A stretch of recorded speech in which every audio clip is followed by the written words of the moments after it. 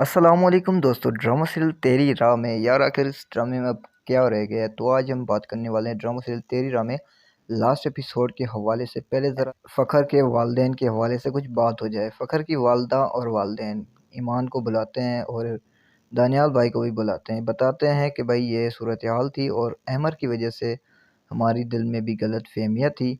बस जो हुआ सो हुआ, उसे भूल जाओ, जो ना आप हमें माफ़ कर दो और हमने आपको माफ़ किया। लेकिन उतने में ईमान कहती है चलो ठीक है, लेकिन पहले जैसी मैं नहीं रह सकती। क्यों, आखिर क्या हुआ? कोई इस मतलब इसके पीछे भी कोई वजह तो होगी ना।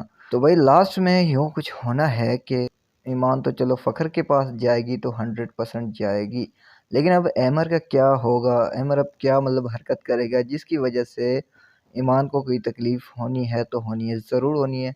और ईमान क्यों नहीं मतलब मान रही फ़खर के साथ फिर से वही रिश्ता जोड़ने के लिए कि भाई देखो कल अगर फिर से अहमर ने कुछ कर दिया तो फिर, तो इसीलिए वो ज़रा सोच समझ के फ़ैसला लेगी ईमान। और इधर जो ना हमारा फैसल भाई कहता है अपने छोटे भाई को कि मैं समिया की हर एक बात मानी, लेकिन उसको एक मेरी बात माननी होगी ज़रूर।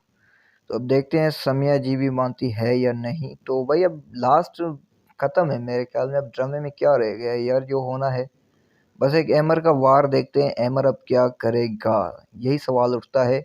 अमर तो सबसे पहले ईमान को पकड़ेगा या तो फिर माम को पकड़ेगा।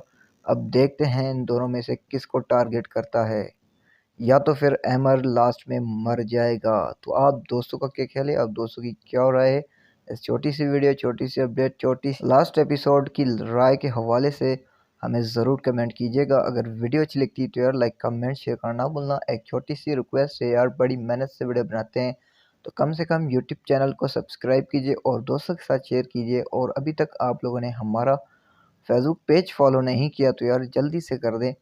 और तो इंशाल्लाह मिलते हैं नेक्स्ट वीडियो में, तब तक के लिए अल्लाह हाफिज़।